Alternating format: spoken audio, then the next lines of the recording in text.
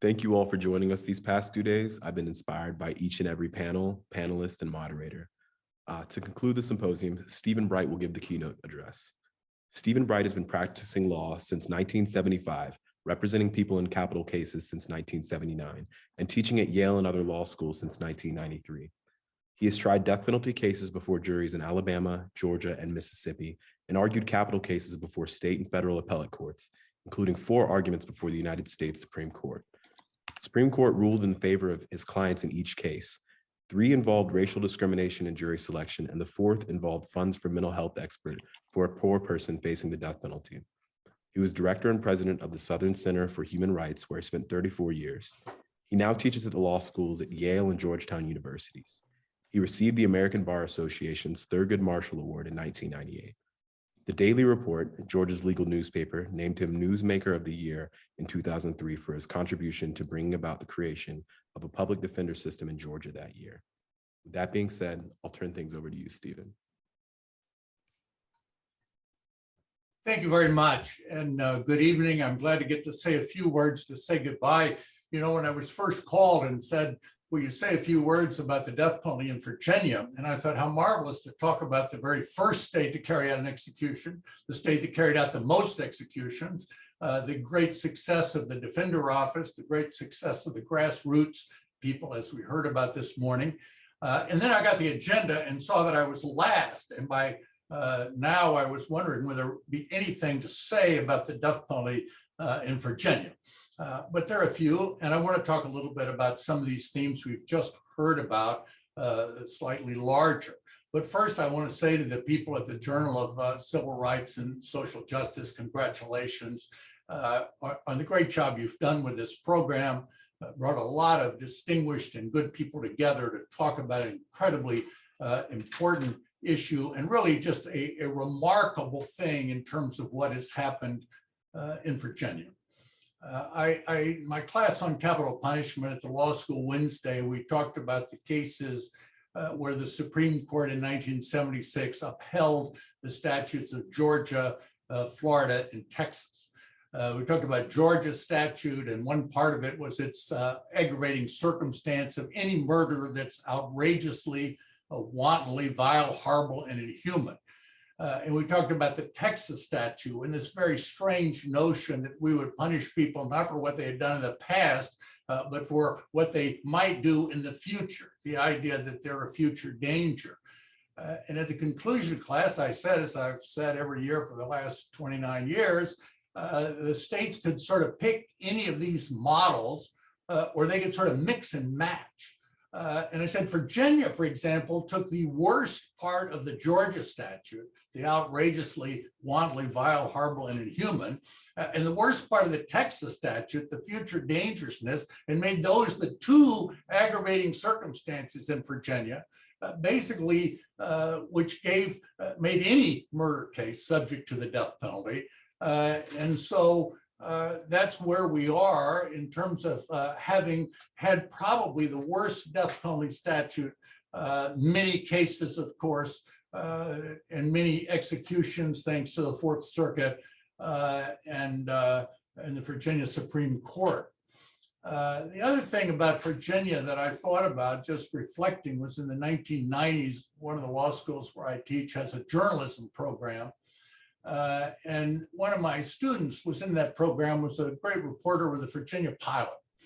And it turned out that at the prison, I guess the penitentiary there in Richmond, they had taken a picture of every person before they were executed.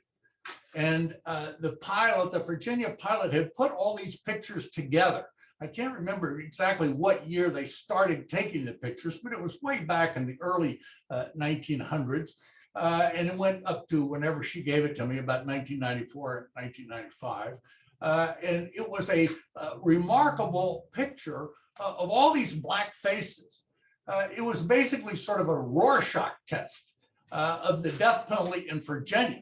I mean, forget about your statistical studies, forget about your multiple regression analysis. If you look at this picture, you see race discrimination. We put that picture on the wall at the Southern Center for Human Rights. I expect it's still there today.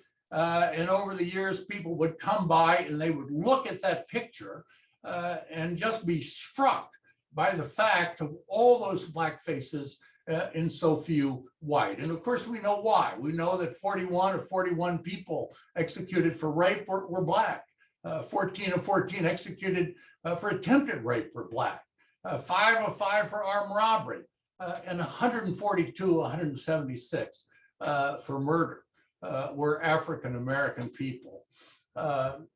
The other thing is, over the years, I made many trips to Washington and Lee. I worked with VC3.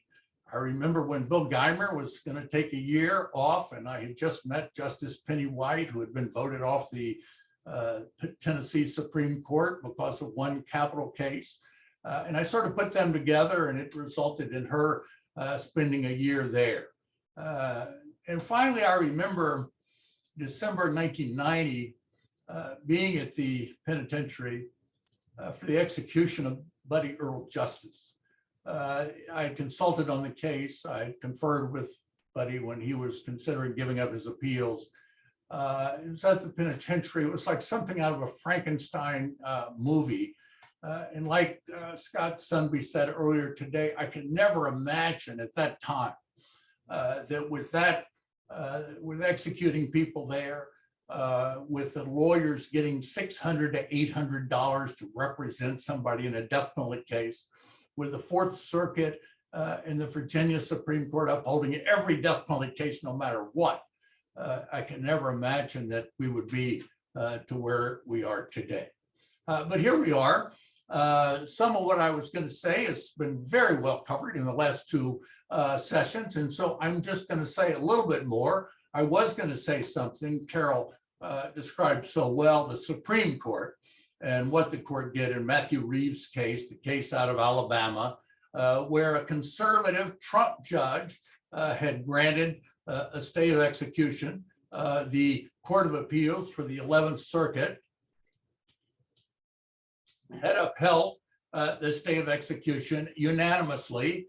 And of course, we know that the standard of review for an appellate court, and that includes the Supreme Court of the United States, is whether there's an abuse of discretion. There's deference to the lower court judges, to the trial judge, to the lower court appellate judge. And yet the Supreme Court, without briefing or argument or without explaining what it was doing, vacated the stay, and Alabama carried out the execution.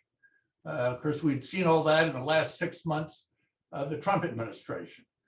Repeatedly, federal judges, federal courts of appeals, finding issues when you weigh the equities, the obviously irreparable injury, if the death penalty is carried out, the likelihood of success on the merits, the need, the public interest in resolving some of these claims. And yet, no matter what any lower court did, 13 times, 13 executions took place. And as also was alluded to in the Russell Bucklew case, Justice Gorsuch, and not only writing this very mean-spirited opinion about lethal injections, then adds at the end of the opinion some gratuitous comments about we shouldn't have stays of executions and courts shouldn't grant them, and if they're granted, they ought to be vacated.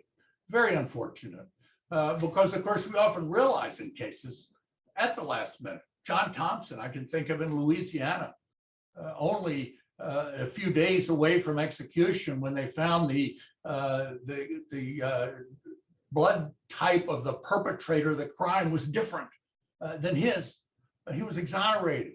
I remember the case in North Carolina, it was the Fourth Circuit, where it turned out that the witness had said at the time of the crime that the perpetrator of the crime was a white man, and the man on death row was a black man, and that had never been disclosed to the defense in that case.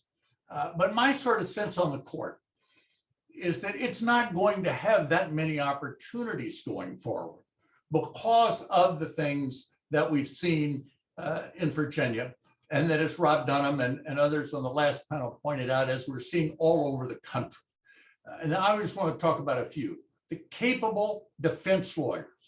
I remember back in the old days when Joe Flood said earlier about being with Brian Stevenson at the Equal Justice Initiative in Alabama, and there are a handful of lawyers there hardly any, in a state that's sentencing people to death right and left, much like Virginia did. And so we've seen a change in that. Prosecutors not seeking the death penalty, grassroots opposition, and repeal or limits like the Ohio law that we heard about yesterday with regard to people who are mentally ill.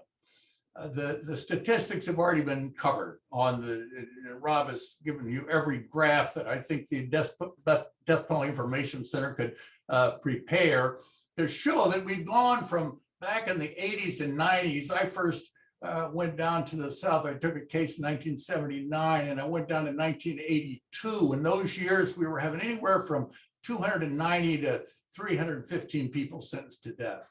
As he showed you now, it's less than 50, just 34 in 2019, which was our last case before, our last year before COVID.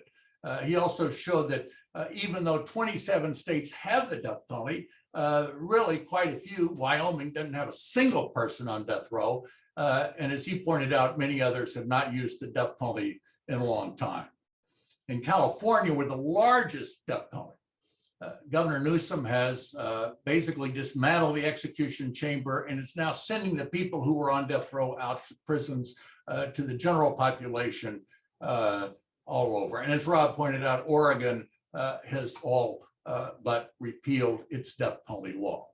But what we're seeing, as David Bruck pointed out yesterday, that I see is so important is capital defender offices like the capital defender offices in Virginia, shutting down the death penalty.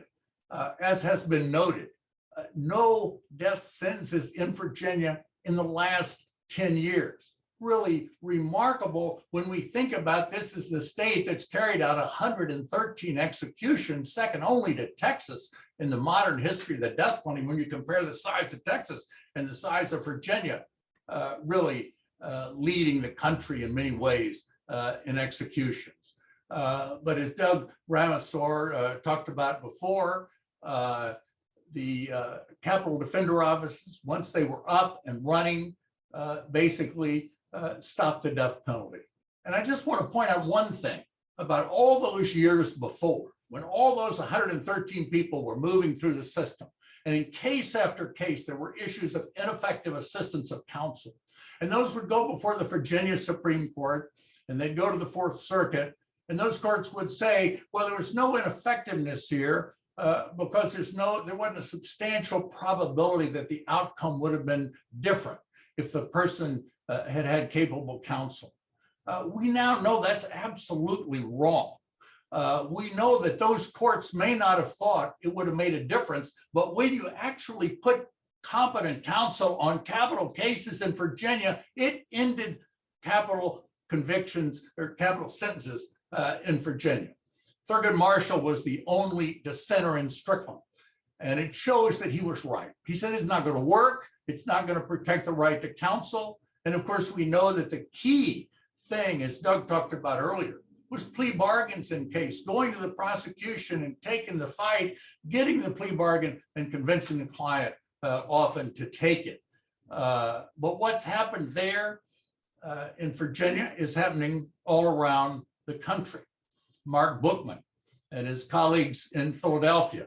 Rob just showed that graph of back when Ron Castile and then Lynn Abraham, the deadliest DA, were the prosecutors in Philadelphia.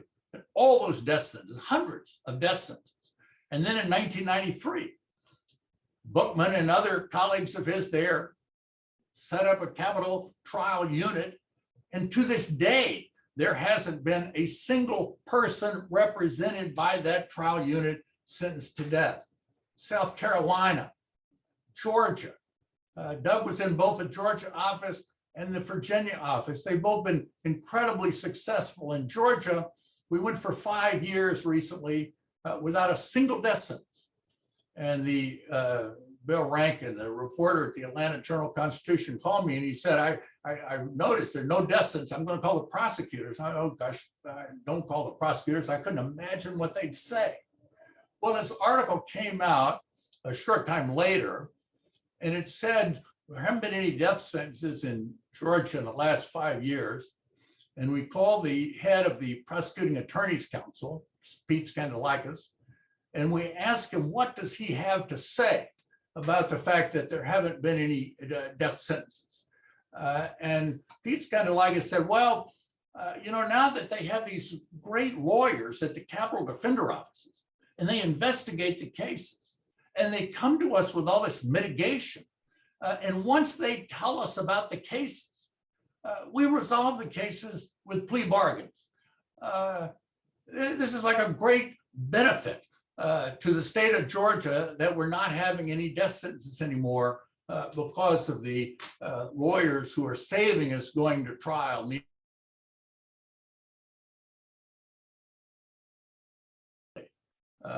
Remarkable. Utah is as red as it gets, and 4 conservative Republican prosecutors there announced that they are not going to seek the death penalty. They write a letter to the governor and to the legislature calling for repeal of the death penalty. Utah has 7 people on death row. It's one of those states that, unlike Virginia, has not been executing a lot of people. And whether that it's repealed or not, there are not going to be very many people executed in the state of Utah. And as we've heard about earlier, this may plant the seeds that benefit. If it's not repealed this year, it may be at some point in the future. I want to tell you just a word about the progressive prosecutors. One thing you hear at the law school, or at least I do, well, they're not progressive enough. And my reaction to that was, well, when we've tried capital cases, we've normally had 2, maybe, 3, maybe 4 lawyers on the case. We spend 1.5 years, 2 years getting ready for trial. We have a mitigation specialist. We have a fact investigator. We have expert witnesses. We do incredible investigation where sometimes, last case I had was in West Virginia, and my client was in West Virginia. The case was in Georgia. We spent days and months probably in West Virginia, going through up the mountains and down the hollers, doing the investigation of the life history of this young man. And then, of course, when you go to trial, it's like nuclear war. The judge, the prosecutor, about as hateful as they can be. And you might get the death penalty, and you might not, hopefully not. But if you do, then you've got another 15 years of hard litigation, maybe 20 years. And at the end of that point, you may stand there and watch your client be put to death, as I did in Richmond, 1990. So when some prosecutor comes along and says, with a wave of the hand, there's not going to be any death penalty, that's not a small thing, in my opinion. When Larry Krasner took over in Philadelphia, George Gascon just recently took over in Los Angeles between 2012 and 2019, before he took office. 22 people were sentenced to death in Los Angeles. The day he took office, he put out a memorandum saying, we're not seeking the death penalty anymore. It's been a comment about Houston. At one time, Johnny Holmes, the district attorney in Houston, 11 death sentences a year, more than some states, being returned there. Today, the prosecutor there hasn't sworn off the death penalty, but hardly ever seeks it, and has resolved a couple of very controversial cases with plea bargains, Bobby Moore's case and Dwayne Buck's case, both cases where the death penalty had been imposed, but when they came back, one involving a man with intellectual disability, and the Dwayne Buck case involving just outrageous racism. When I went down to Georgia, there were 3 prosecutors who all they did was seek the death penalty. Joe Briley, one of those prosecutors, put almost 40 people on death row. He was known as Death Row Joe, and he liked being known as Death Row Joe. But we don't have anybody like that today. And I think as I look at other places, partly because, and maybe mostly because of the good quality of defense lawyers. And the last point I want to make, or next to last maybe, is we're going to have a reckoning about racial discrimination in the police departments and in the criminal legal system. As people have said, we've got Breonna Taylor, George Floyd, more recently, these cases in Minnesota, but all over the country.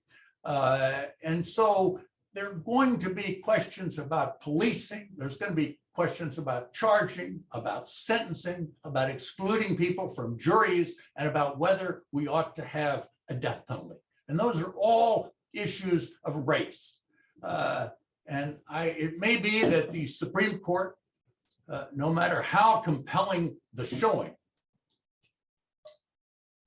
is never going to do anything about race discrimination. As was pointed out in the discussion yesterday, Supreme Court couldn't basically deal with the facts in the McCluskey case. But Justice Powell said, well, if we deal with race discrimination, the death penalty, we'd have to deal with race discrimination in other areas of the criminal law, what Justice Brennan called the fear of too much justice. This had been Justice Powell's point in Furman versus Georgia, when Justice Marshall had said that there's race discrimination. His response was, well, there's race discrimination throughout the system. So why should we deal with it with regard to the death penalty? But fortunately, I think there are other courts that are willing to look at these issues. And there are also other issues that are going to come before the courts involving issues of race. With Joe Briley, I represented a young man named Tony Amadeo. We found out after his trial that Joe Briley had instructed the jury commissioners to underrepresent Black people in the jury pools. And that didn't bother the courts of Georgia. And in fact, it didn't even bother the 11th Circuit Court of Appeals when the case got there. But the Supreme Court, thankfully, granted certiorari. And Justice Marshall wrote an opinion for all 9 justices saying that rigging the jury pool on the basis of race was intolerable in giving Tony a new trial. Professor Sy yesterday mentioned the Jimmy Lee Horton case. This is another case prosecuted by Joe Briley, because once we knew that we had this information on Joe Briley, but we thought it was pretty relevant maybe to some other cases he had tried, like Jimmy Horton's case, in which he struck all the people of color from the jury and got an all-white jury. And we spent 2 years documenting every strike in every criminal case that went to trial in an 8-county judicial circuit over 15 years. And it was sort of like that picture of death row in Virginia. In death penalty cases, Briley had used 95% of his strikes against African Americans. And we presented all that in the district court, presented statisticians, presented witnesses. We lost. We went to the 11th Circuit. Great Frank Johnson was on the panel and convinced his fellow judges to find that there was a violation of Swain versus Alabama. Everybody thought you couldn't show a Swain violation, that you couldn't win under the standard of Swain that said you had to show racial discrimination in case after case, no matter who the defendant, no matter what the issue. Generally, it was what Justice Marshall called a crushing burden of proof. But with Joe Briley, we were able to show that. John Bessler mentioned Tim Foster yesterday. It was a case out of Rome, Georgia, in which the records in the case that we found years after the trial showed the racism of the prosecutors. One memorandum that said if it comes down to letting a Black person on the jury, well, it might be okay to have Ms. Garrett, but Ms. Garrett was not on that jury. She was struck. The prosecutor argued in closing argument that they should give the death penalty, all-white jury, argued to the all-white jury to give Tim Foster the death penalty in order to deter people out there in the projects. Argument that probably would not have been made if Ms. Garrett or any other African-American person had been on that jury. Doug Ramesor talked earlier about the litigation, getting the picture of Robert E. Lee out of the courtroom. I remember cases that we litigated trying to get the Georgia flag, which was the Confederate battle flag, out of the courtroom, raising issues of race. And I think we're dealing better. The states are ready to deal better with the all-white jury. I tell every defense lawyer I see at a continuing legal education program or a conversation I have, keep track of the strikes by the prosecutor, because every study of peremptory strikes by prosecutors shows racial disparities. David Baldus went to Philadelphia and showed the incredible disparities in peremptory strikes being used by those prosecutors there. For the Racial Justice Act in North Carolina, they did a study of the strikes by prosecutors. Every single death penalty prosecution in North Carolina, from the adoption of the death penalty statute all the way to when the study was done. And it was overwhelming in showing race could not be explained by any reason other than intentional race discrimination. And as they were doing that, as they were putting that information together, they discovered, for example, that the prosecutors had distributed at one of their meetings lists of race-neutral reasons. You know, the reasons are supposed to be the actual reason that you struck the juror. But what the prosecutors there, and the prosecutors in Texas had done the same thing, provided a list of, and the prosecutors in California have done the same thing, which is supply a handy dandy list of race neutral reasons that you can just read them off. One of the reasons was the juror appeared bored. You know, jury selection is not that exciting. These trivial reasons which courts have upheld. And this showed, and in fact, Judge Weeks in the case in North Carolina regarding the Racial Justice Act there found that the prosecutor in two of those cases had read the reasons right off that list in explaining why. He called it a cheat sheet that the prosecutor used. In other words, the reason wasn't the reason she read off the list, it was obviously race. The people in American public media did a great podcast about Curtis Flowers' case. And one of the things they did was they looked at every jury strike by Doug Evans in the 20 some odd years that he had been the district attorney there in Mississippi.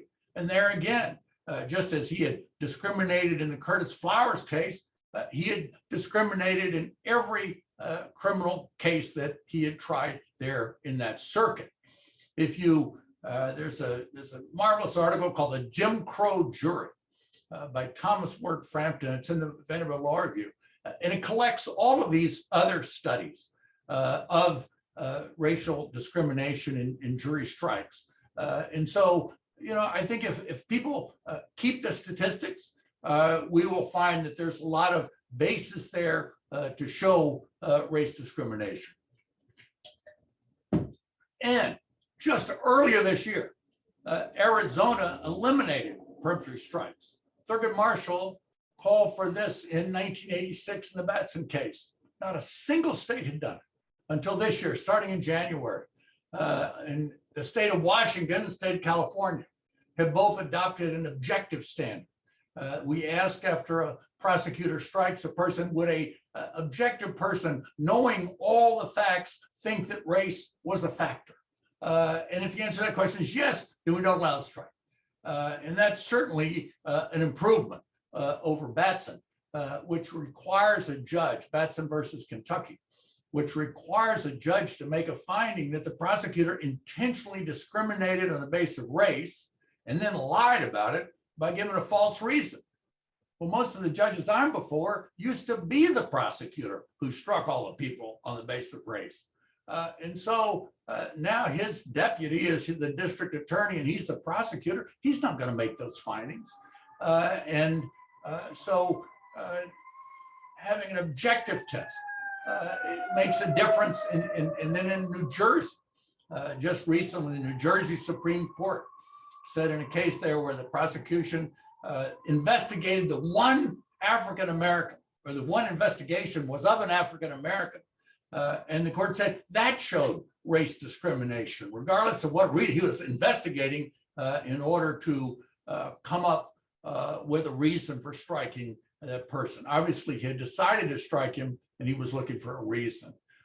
Two states, Washington and Connecticut, both found the death penalty unconstitutional under their state constitutions because of racial discrimination. Finally, we need to convince prosecutors, judges, legislatures, and everybody that we need to be more humble, more compassionate, and more accepting of the potential for redemption of every human being. This legal system doesn't get the most fundamental question right much of the time, guilt or innocence. I mean, you have Earl Washington's case in Virginia, which becomes so close to execution, and only by the miracle of DNA and then the more advanced ways of conducting DNA analysis was he exonerated. You would think one case like that would be enough in a project that involves killing people, that one or two, and yet there are 186 exonerations of people who've been under death sentence in this country so far. And we know that some innocent people have been executed. We know that Jim Liebman's work on the book, The Wrong Carlos, about Carlos de Luna, who was killed for a crime committed by a man named Carlos Hernandez. We know Cameron Todd Willingham, an arson case. So easy there in those arson cases is that arson was an accident, documented in the New Yorker by David Gann and in a couple of documentary films that have been done. But I want to make this final point that the courts are getting it wrong, even with the people that are guilty, with regard to whether, even assuming there's a death penalty, they ought to get it. And there's no better example of that than Wilbert Evans in Virginia, who was found to be a future danger. And as we heard just the other day, when the escape from death row was taking place, he prevented the rape of the nurse. He prevented the murder or injury of the hostages. And yet he was found to be a future danger. And when, as Justice Marshall pointed out, the prediction was dead wrong, nothing was done, and he was executed. Tony Amadeo, my client, would have been executed but for Joe Briley's race discrimination. When the Georgia legal machinery tried him when he was 18 years old, found that he was so beyond redemption, he should be eliminated from the human community. After his death sentence was set aside by the Supreme Court and we negotiated a life sentence, and he's in prison, he went to Mercer University. He graduated summa cum laude. Many years, 35 years of prison time, and he then is paroled. I talked to Tony just the other night. He's now the manager of a ranch in Texas. They raise Angus beef and whitetail deer. He's not working at the ranch. He is the manager of the ranch. He runs the ranch. This man, who was once condemned to die, now working there, great member of his family, and doing great work. Jimmy Lee Horton, the other person that I mentioned in connection with Joe Briley, sentenced to death. The fellow, again, he got off death row because we proved race discrimination by Joe Briley. He's been out for at least 10 years now, living in Lithonia, Georgia. We get together and have barbecue every so often with him and his wife.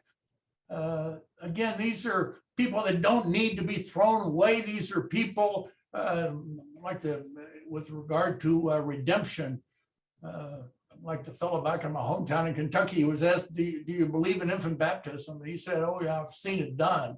I will tell you with regard to redemption, I've seen it done over and over again. Every year, Billy Neal Moore, who was sentenced to death in Georgia, comes and talks to my class. He tells them about coming within 12 hours of being executed. When Billy was on death row, he used to lead Bible study groups, and cynical people will talk about jailhouse, religion is not being very sincere. I'll tell you, he's been out for 20 years now, and he's just as religious today as he was then. I think also James Woodson, because I just had Woodson versus North Carolina in class this week. He served 17 years after his death sentence was set aside because it was a mandatory death penalty. He was paroled in 1991. He became a lay minister at Trinity United Faith Church in Raleigh. He lived a law-abiding life until his death in October of 2018. These people and so many others prove what Justice Marshall and Justice Brennan said at Furman and in Gregg versus Georgia, that we should not have the death penalty because it totally denies the humanity of the person. And they prove that we should not be in the killing business, or for that matter, in the life without parole business, or for that matter, in severe sentencing in other ways as well. There are many stories we must tell. There are issues to litigate. There are reforms to champion. They may not get us to repeal today. They may get us closer. They may be setbacks. But most important, there are lives to celebrate. And so we need to carry on these efforts in all the places where we still have the death penalty, in Texas and Alabama and Florida and Georgia and so forth. But I have abiding conviction based on what I've seen here and what I see elsewhere, that we will eventually make permanent, unequivocal, and absolute the injunction, thou shalt not kill. Thank you very much. Thank you, Professor Bright. I think I can speak for everyone when I say that was phenomenal and a great way to end the symposium. Now I'm going to hand the virtual podium over to Dean Drumble to give a couple closing remarks.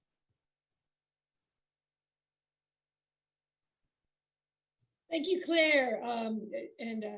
Thank you to Professor Bright, all of our speakers who have been able to join us for the symposium over these last 2 days. I'll be brief, but I really wanted to conclude by thanking Claire, Chris, and the other student members of the Journal of Civil Rights and Social Justice for putting together such a remarkable symposium program on the death penalty. It's been an absolute all-star lineup of speakers, and they've given the participants so much to think about and reflect upon at this moment in Virginia's history. I'm grateful that the Journal has provided this forum to collect these stories, reflections, and observations that have been shared with us. And of course, I'm so glad that all of you who are participating and listening have been able to join us for the symposium and being with us for these past 2 days. So thank you, Claire. Thank you, Dean Drumble. And thank you everyone for attending. If you missed any part of the symposium, we will be releasing a recorded version next week sometime. You'll be able to find the link on our website, and we'll be sending it out to everyone who registered. Thank you, everyone.